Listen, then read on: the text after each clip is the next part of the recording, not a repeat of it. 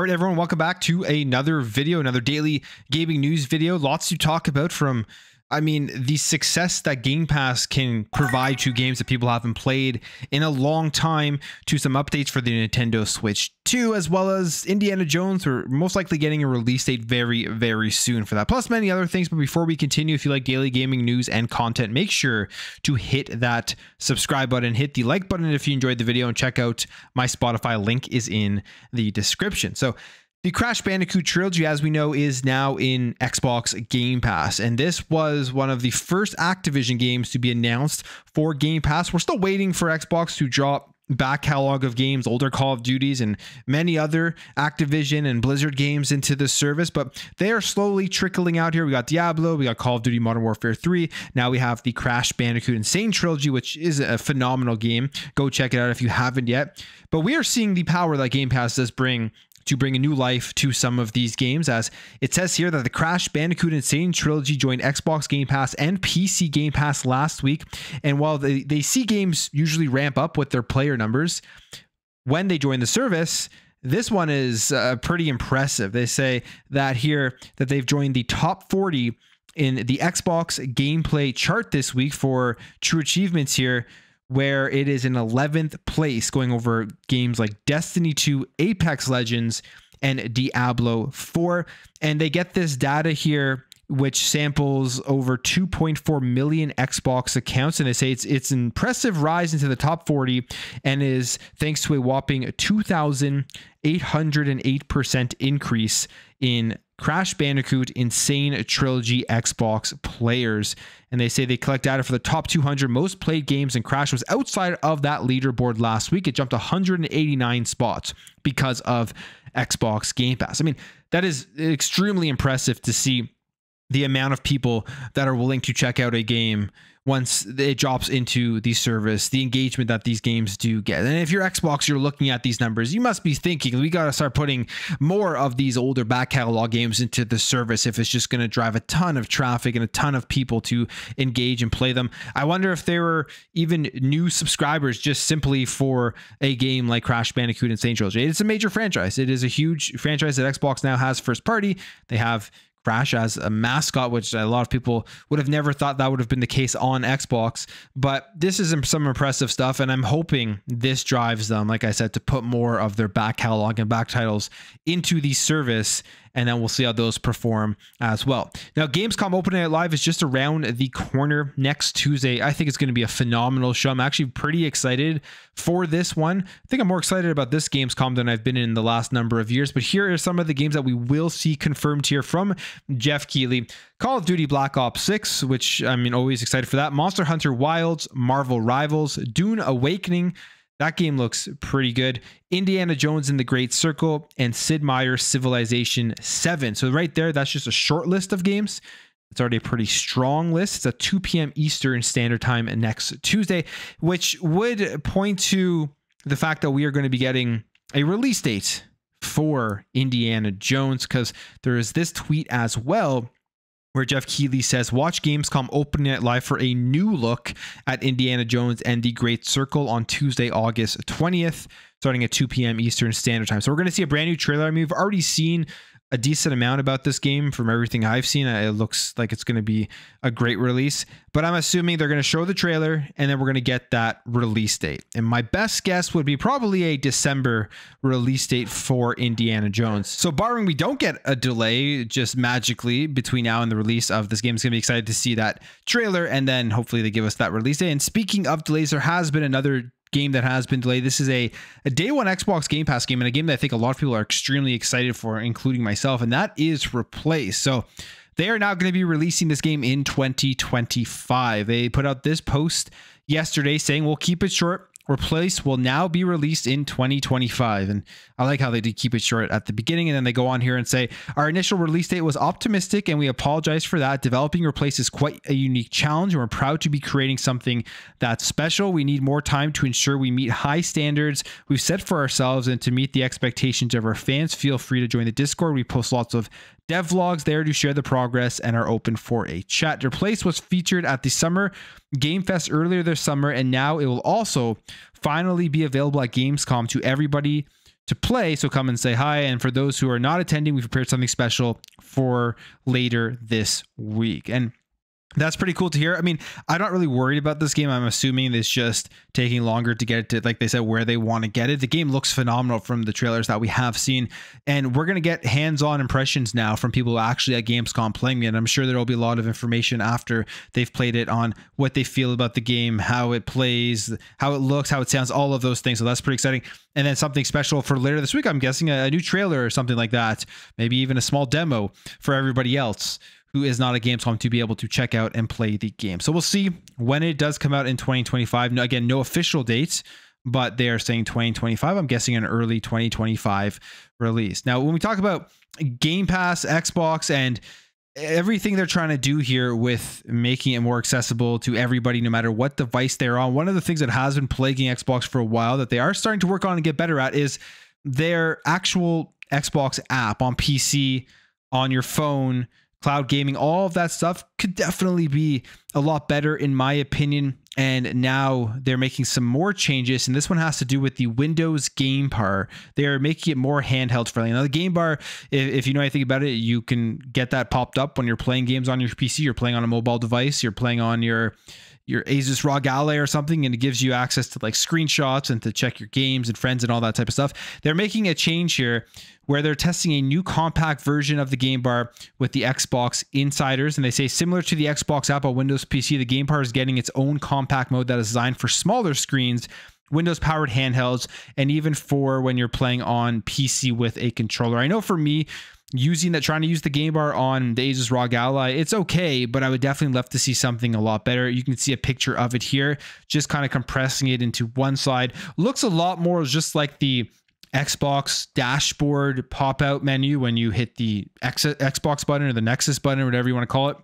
And you can scroll through like your home, your screenshots, and your PC requirements or stats or whatever, and settings and things like that, the games and the different launchers under that. So that's pretty cool. And this kind of, to me, could potentially be hinting at what's to come when it comes to Xbox, when it comes to Xbox on a mobile device, when it comes to Xbox on an Xbox mobile console, because you can see here, they have all of the launchers. They got the Xbox launcher, they got Battle.net, they got EA, they got Riot, they got Ubisoft, and all of these launchers in some way, shape, or form integrate into Xbox, even on the console itself, because they have the perks of those games, and they actually have all of those games that are tied in to the Xbox Game Pass Ultimate subscription. When you do subscribe to it, you get EA Play or EA Access, you get the Riot's games, you get like the Valorant perks and all of those things, you get Ubisoft on there as well. You get Ubisoft games in the Game Pass, as well as you get Ubisoft Plus that you can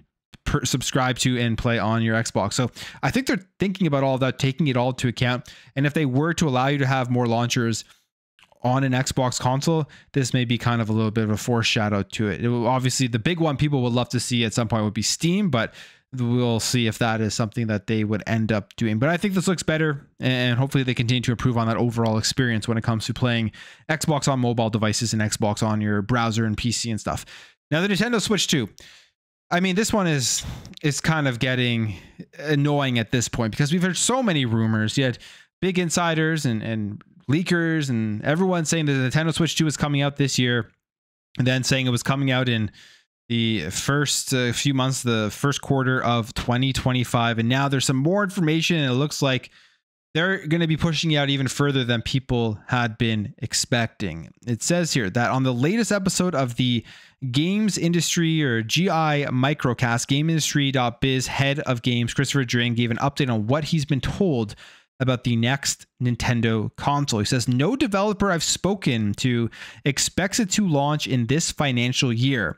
In fact, they've been told not to expect it in this financial year. A bunch of people I spoke to hope it's out in April or May time, still early next year and not late. So this financial year would end on March 31st, 2025.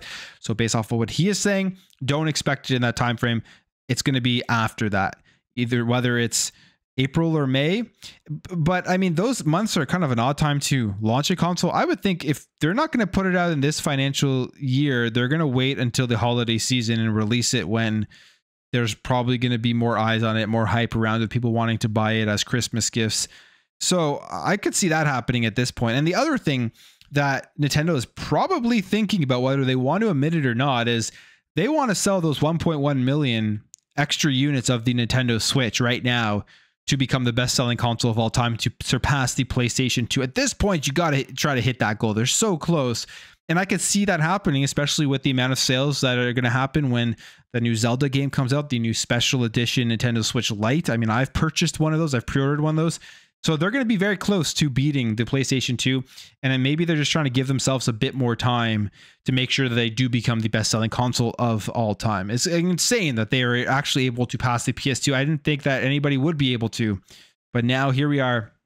And the Nintendo Switch is looking like it is going to be that console to be the GOAT, I guess, in terms of sales.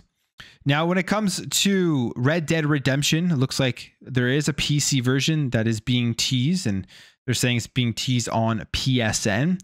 So this has been found here, and this is on the PlayStation Store. This is Wario64 tweeting this out, saying, experience the epic Western adventures that define a generation now on PC for the first time ever, featuring complete single-player experience of both games, including both content from the Game of the Year edition. Red Dead Redemption features all of the 2023 console version upgrades, plus PC-specific enhancements, including support for increased resolutions and frame rates, multiple displays, and other accessories, plus spatial surround sound. So, I mean, that's awesome. If you're on PC, if you wanted to play this game in the best way possible, it would be to eventually be able to play this on PC with the highest settings. And it looks like that is happening. This has been, I guess, leaked via the PSN. They didn't edit the actual description of it. I'm sure they don't want to be advertising the PC version of this game on the PlayStation Store on PSN, but that's interesting that we are getting that here. So this is going to be awesome to see just the upgrades from, I mean, the first game to me was phenomenal. I was probably honestly more of a fan of the first game than the second game. The second game, world building, immersiveness was out of this world, but I found it kind of boring at times. I know it's a crazy thing to say. A lot of people agree with me, but the first game has really drew me in.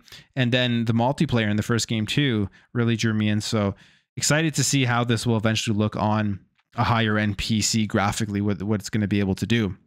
Now, if you're a fan of Test Drive, we have some information here for the consoles that I think it's going to throw some people off here, because this is a racing game, and you would think in a racing game racing games showcase graphics. They really want to showcase the aesthetics of the cars and their environments and everything. It's why there's always racing games at launch. It's kind of like those things that are highlights of the console in terms of what they can do with graphics.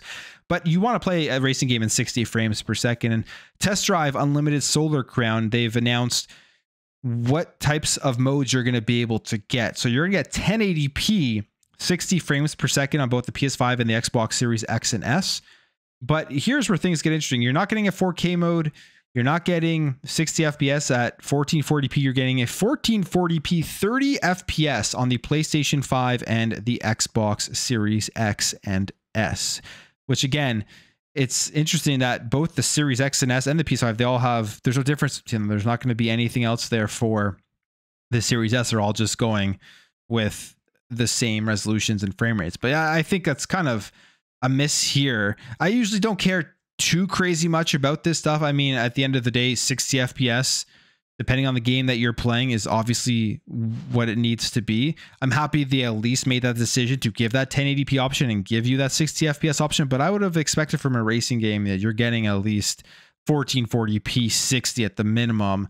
And then maybe if they can't get 60 at 4K, then you give that option as well. But that will be something that maybe they continue to improve on. In fact, they did confirm that they are working to improve the graphics quality and optimizations on all of the platforms. This may not be the final actual performance and frame rates and everything and graphics that come out, but that's where it is right now leading up to launch. This is after the console beta that they put this out. All right, jumping over here to something I think is very cool.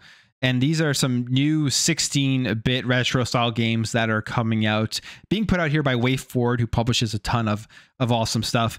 Now, I'm not the biggest horror guy in the world, but I love 16-bit retro games. And after seeing this announcement and looking at these screenshots and everything, game looks absolutely phenomenal. They're releasing 2 new horror 16-bit hack and slasher arcade style games, Halloween and Ash vs. Evil Dead. There's going to be $25 each digitally, or you can get the physical version with both of them packed in, which is, I think, the one I'm going to go for $50. And it's going to be releasing on October 18th, 2024. Boss Team Games, who is working on this game, says that everyone at Boss Team Games are huge fans of horror, and getting to work with these legendary properties is a dream come true.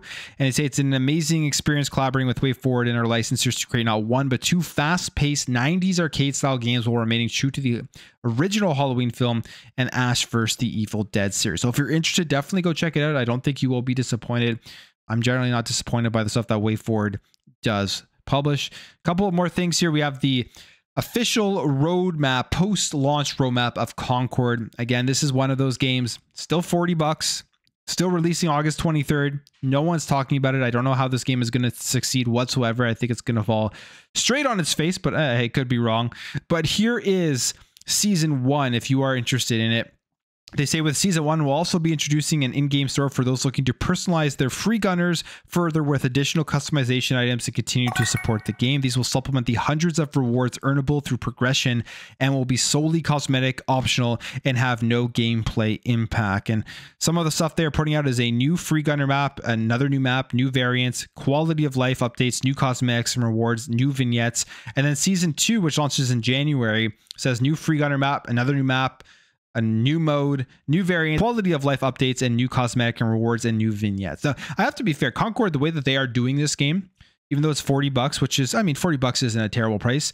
They are doing it right. No, everything is cosmetic. They aren't doing like this battle pass stuff. They're putting everything in the game for you. You buy it, you're going to get all of the content of this game as it continues to release. It is all added in there. You're not paying extra. Now, of course, you're going to be able to buy more cosmetics if you want, but that's just a choice. So I think that part of Concord is actually a positive in gaming, in these styles of games. The reality is, though, I do not think it is going to sell well. I don't think many people are going to play it, and you're going to continue to see why. If you're not a fan of like the live service games as a service, battle pass, free to play style of games where you start off free, but by the end of it, if you're really into it, you're spending probably $100+ or hundreds of dollars on it. They're going to continue to make those games when they see another game like this not do well, if again Concord does fail. And finally, we have a interesting little announcement, strategic change here for Marvelous USA and Xseed Games. They are announcing a strategic change for expanding business into the West. And if you don't know anything about Xseed, there are some cool games out there if you like these Japanese style of games, these more niche style of games. Like for me, the game here that stands out for me is the Ys series. So, but other than that, I mean, there's a bunch of other things. You have like Rune Factory and Daemon X Machina, which was on the Nintendo Switch, which was a cool game. And they say here, under the new structure, Xseed Games will continue to discover and publish third-party titles such as past breakout indie hits like Potionomics and Sakuna of Rice and Ruin, and upcoming titles The Big Catch and Moonlight Peaks. Marvelous USA will be responsible for publishing the Marvelous family of games, including the flagship Story of Seasons and Rune Factory series. Additionally, Marvelous USA is providing business, operational, and marketing support to Marvelous Incorporate's arcade business unit, including the first Western product, Naruto Emblem Battle, currently rolling out in arcades across North America. So they're putting out a new strategy to appeal more to Western gamers and put their games out more in the West, which I think is great. I think it's great to be able to finally play stuff that maybe you haven't heard of or maybe wasn't available because of the part of the world that you lived in. But I'm going to end the video there, guys. If you did enjoy this video, make sure to hit that thumbs up. If you're new here, hit that subscribe, and I'll catch you guys in the next video.